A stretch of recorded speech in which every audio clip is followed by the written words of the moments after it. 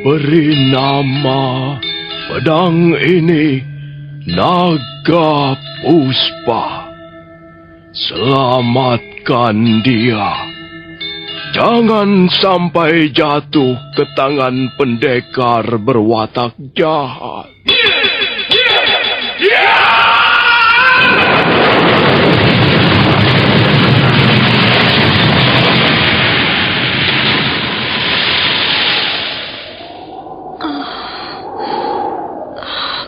Kakang Kamandanu, kau masih juga tidak percaya bahwa aku mencintaimu. Meisin, maafkan aku, Meisin. Meisin. Meisin!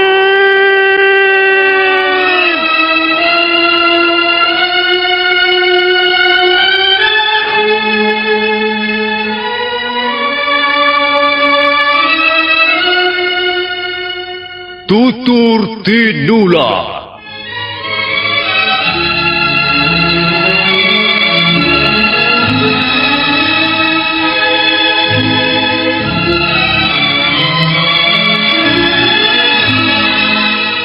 Sebuah sandiwara radio serial, produksi Sanggar Cerita dan teater Sanggar Prativi. Sebuah kisah dengan latar belakang sejarah runtuhnya Singasari dan berdirinya Kerajaan Majapahit.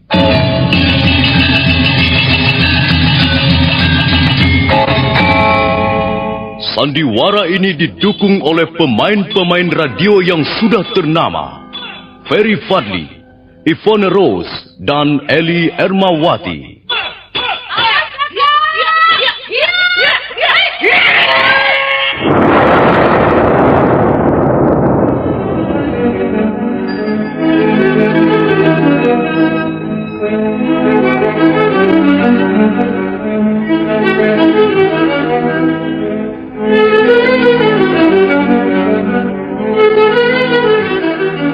Cerita ini ditulis dan disusun oleh S. Tijab.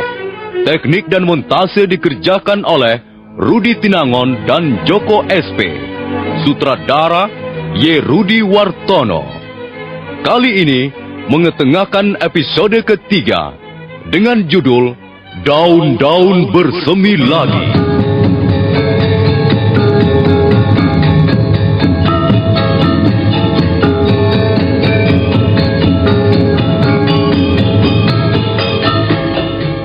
Dalam seri yang ke-67 ini didukung oleh para pemain Edi Dosa sebagai Lo Sisan, Eli Ermawati sebagai Meisin, Haryoko sebagai Empu Renteng, Surya Tanjung sebagai Jaran Lejong, Wenda sebagai Jaran Bangkal, Idris Afandi sebagai Macan Kombang, M. Pratomo sebagai Kebo Kluyur, Narto sebagai Adisara, dan pembawa cerita Nus Genggam Pedang Naga Puspa Erat-erat. Kita beruntung, Kakang Jaran Bangkal.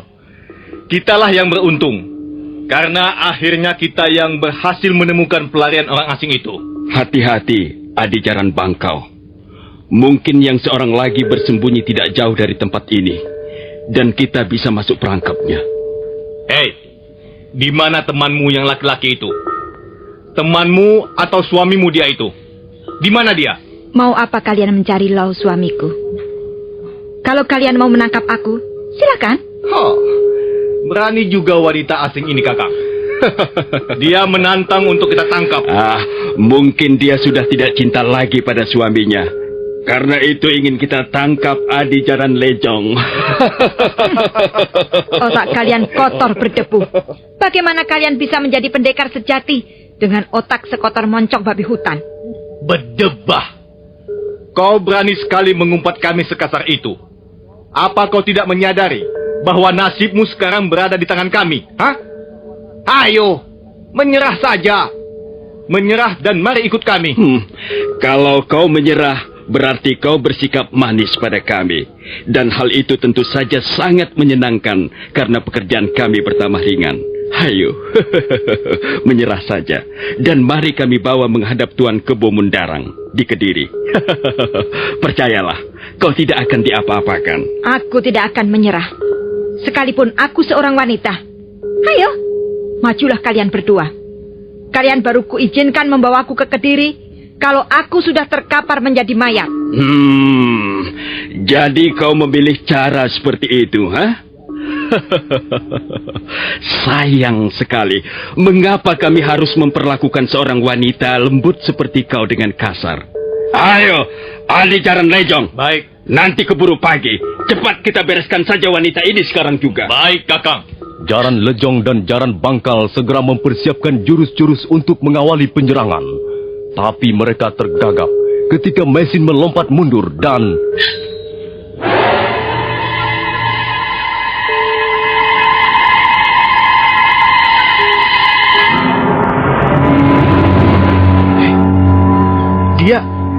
Dia menghunus pedang siluman itu, Kakang. Tenang. Tenang saja, Adicaran Lejong. Jangan gentar. Kita pasti bisa mengatasinya. Kami sebenarnya tidak bermaksud menyakitimu. Tapi mengapa kau menggunakan senjata itu? Kalau kalian mendekat, tubuh kalian akan hancur lumat terkena sambaran pedang ini. Hayo, mendekatlah kalau kalian benar-benar pendekar jantan. Jangan kau paksa kami untuk sungguh-sungguh bertarung. Kalianlah yang memaksaku menggunakan pedang ini. Hiya! Hiya!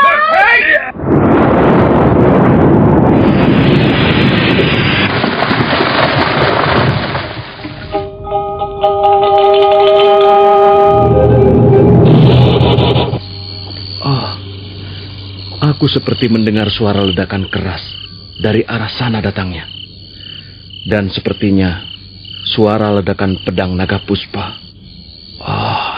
Jangan-jangan Mesin mendapat bahaya. Mereka kabur semuanya.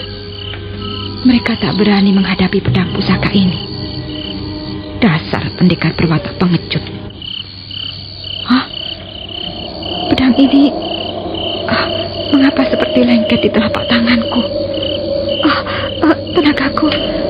Tenagaku seperti tersedot kekuatan dari dalam benda aneh ini. Aku tak bisa melepaskannya lagi. Bagaimana ini? Aku tidak tahan lagi. Kalau begini, aku akan lenyap bersama benda ini. Biarlah aku harus mati bersamanya. Aku akan terjun ke sungai yang dalam itu dan hilang bersama pedang naga puspa ini.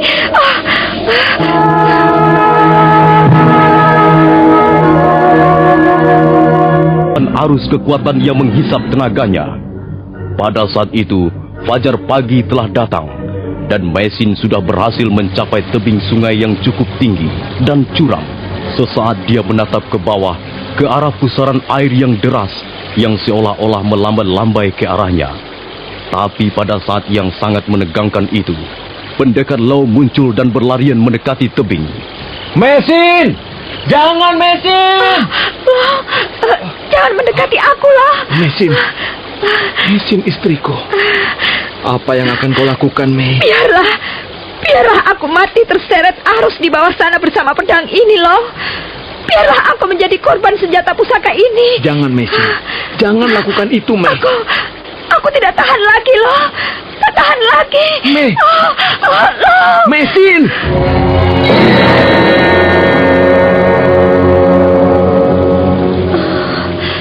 Maafkan aku, loh. Maafkan aku. Aku tak bisa menahan diri. Sudahlah. Kau terlalu lelah. Jangan menambah beban dengan pikiran yang macam-macam. Untung kau segera datang menolong. Kalau tidak, aku tentu sudah tak ada lagi, Lau. Bukankah kau sudah tahu rahasia menggunakan pedang ini? Mengapa kau berani mengeluarkannya dan menggenggamnya terlalu lama? Kau pasti belum lupa peristiwa yang menimpa Langkir, bukan? Dia mati seketika karena berani mengamuk dengan menggunakan pedang ini. Tubuhnya hangus seperti terbakar. Iya, aku masih ingat apa yang pernah diceritakan gadis bernama Kurantil itu. Tapi entahlah, aku gugup ketika dua orang laki-laki itu mau menyerang aku. Siapa? Dua orang laki-laki katamu? Iya, aku kepergok dua orang kaki tangan Empu Tong Bajil. Mereka bermaksud menangkap aku dan membawa ke Kediri. Kalau begitu kita harus segera meninggalkan tempat ini, Mesin. Iya, benar loh. Daerah ini tidak aman. Mereka terus mencari dan melacak tempat persembunyian kita. Nah, marilah kita pergi. Kita cari tempat persembunyian yang aman. Setelah beberapa hari, kita bisa meneruskan perjalanan ke Desa Kurawan.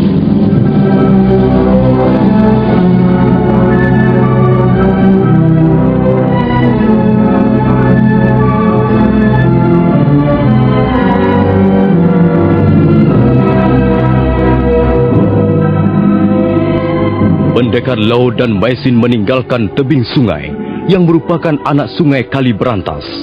Mereka berjalan menuju kaki Gunung Anjasmara. Mereka berjalan sengaja menghindari tempat-tempat yang ramai. Menjelang tengah hari, mereka tiba di desa Pakahuli. Mereka istirahat sejenak di pinggiran desa untuk sekedar melepaskan rasa dahaga dan lapar. Setelah itu, mereka meneruskan perjalanan hingga senja tiba. Pendekar Lau mengajak istrinya menginap di sebuah vihara tua yang terletak di celah-celah lereng antara Gunung Anjasmara dan Arjuno.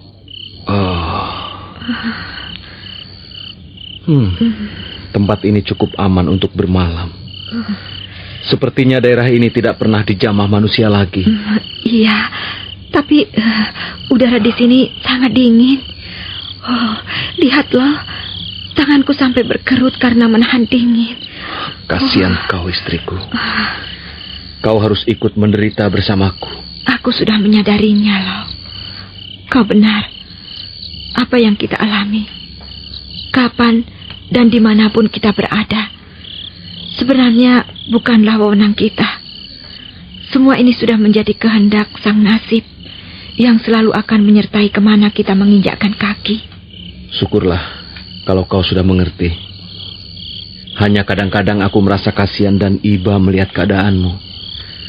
Mestinya kau bisa hidup tenang dan bahagia seandainya bukan Lau Sisan yang menjadi suamimu, Mei. Lau, jangan berkata begitu. Aku tak mau mendengarnya lagi. Aku berkata dengan rasa tulus, Mesin. Aku merasa tidak bisa membuatmu bahagia. Apapun yang terjadi dan kualami, selama kau masih setia, aku akan merasa bahagia, loh. Oh, Mesin istriku. Aku bangga sekali dapat dipertemukan dengan seorang wanita seperti kau.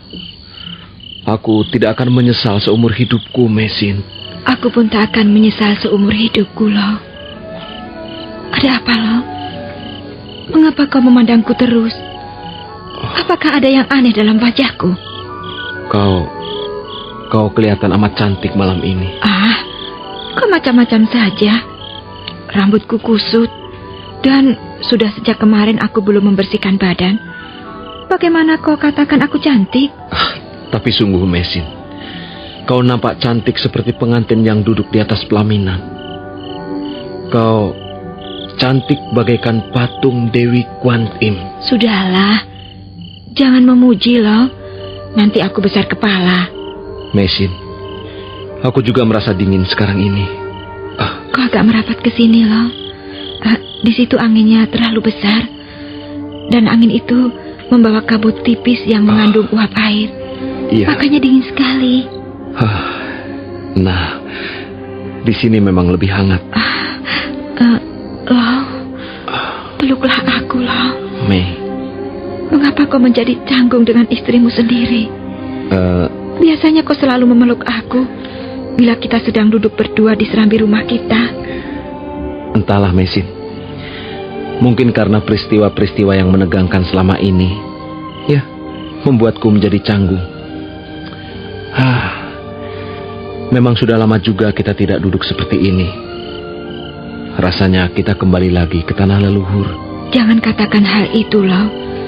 Nanti aku jadi sedih. Iya, kita memang harus melupakan semua yang membuat hati kita sedih. Ya, maafkan aku, istriku.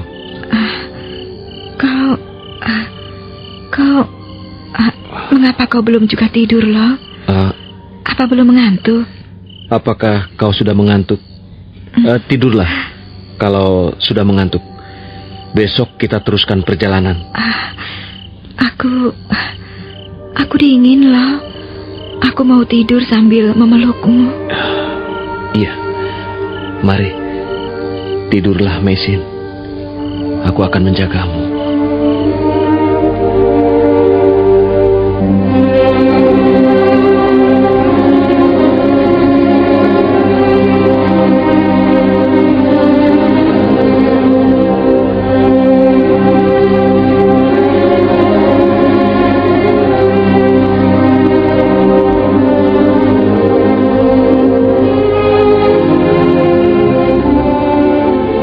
Insan suami istri itu pun tertidur pula setelah beberapa saat lamanya memadu kasih, memadu cinta penuh gelora yang indah. Mereka bercinta hanya disaksikan lumut-lumut yang menempel di dinding bangunan vihara tua, serangga malam dan bulan yang mengambang kesepian di atas langit.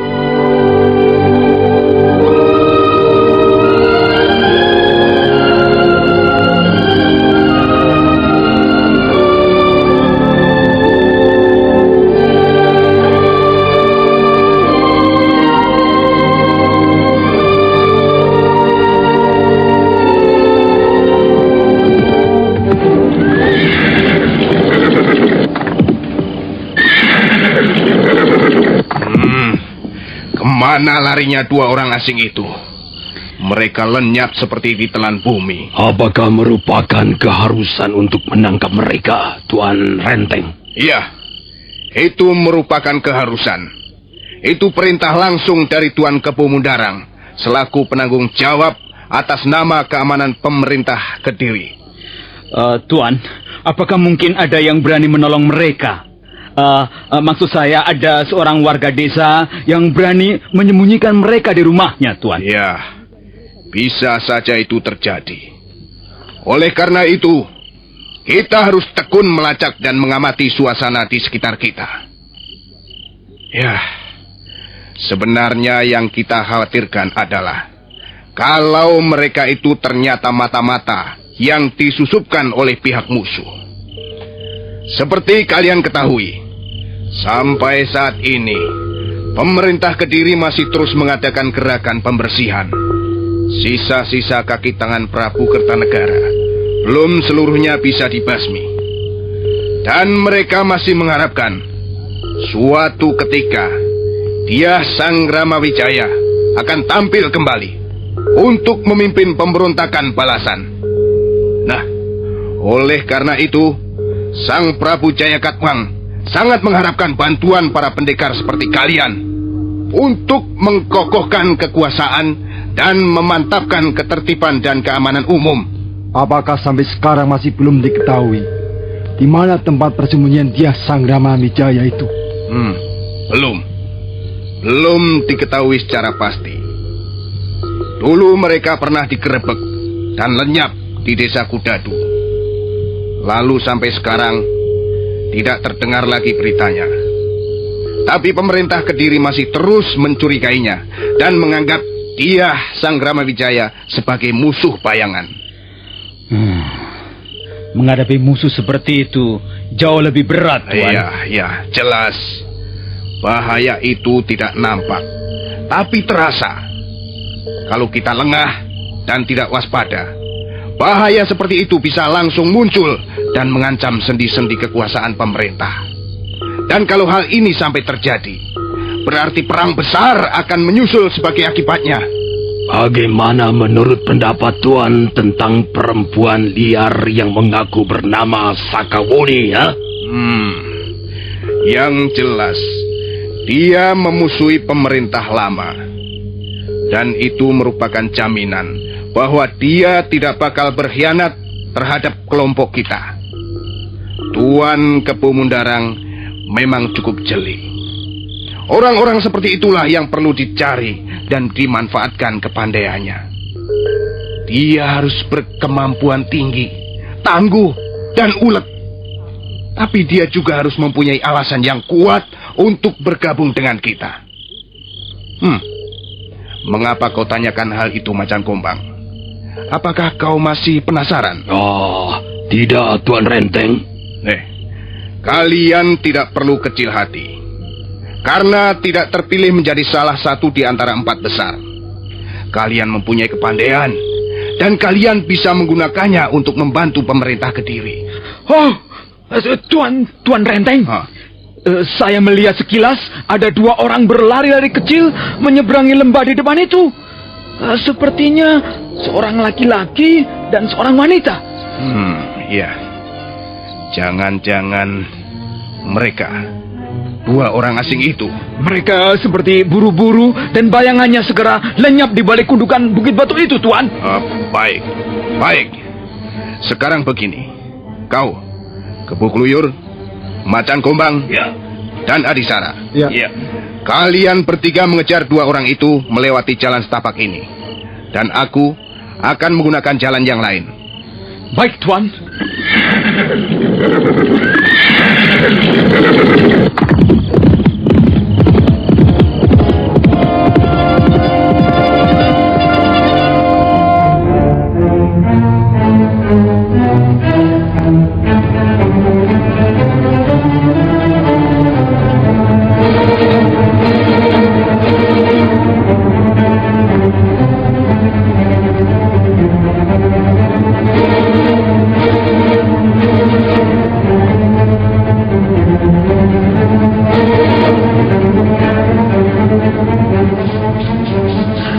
Berhenti dulu sebentar loh. Nafasku mau putus rasanya. Aku haus sekali. Apakah tidak ada sumber air di dekat sini? Entahlah. Mungkin di sebelah sana loh. Tempat ini terlalu terbuka. Rasanya kurang aman, Mei. Itu, lihat. Di sana itu ada rimbunan pohon-pohon liar. Kita istirahat di sana saja loh. Dan barangkali ada sumber air bersih yang bisa kita minum. Iya, ayolah. Pendekar Lau menjamah bahu istrinya. Mereka baru melangkah beberapa tindak ketika mendadak muncul 3 orang berkuda mengampiri mereka.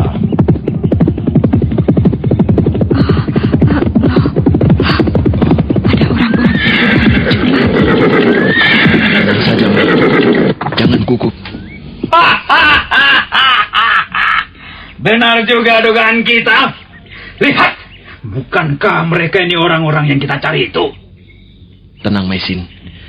Kalau sampai mereka mau berbuat jahat pada kita, jangan jauh-jauh dariku. Loh, bukankah mereka 3 pendekar yang ikut bertanding di Candi Surapana? Iya, aku masih bisa mengenali mereka. Yang membawa senjata rantai itu kalau tidak salah bernama Kebo Kluyur. Bagaimana Paman Kebo Kluyur? Apa yang akan kita lakukan sekarang? Ya, apalagi kalau bukan segera meringkus 2 orang asing ini. Kalau begitu, apalagi yang kita tunggu? Ayo, cepat tangkap mereka!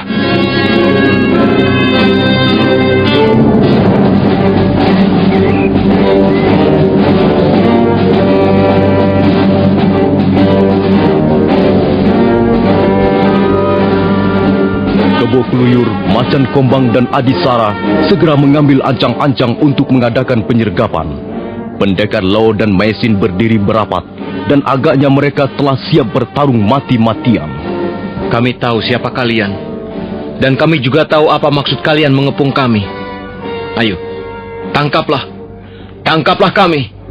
Tapi kami pun tidak akan berdiam diri. Lebih baik kami mati berkalang tanah daripada harus menyerah.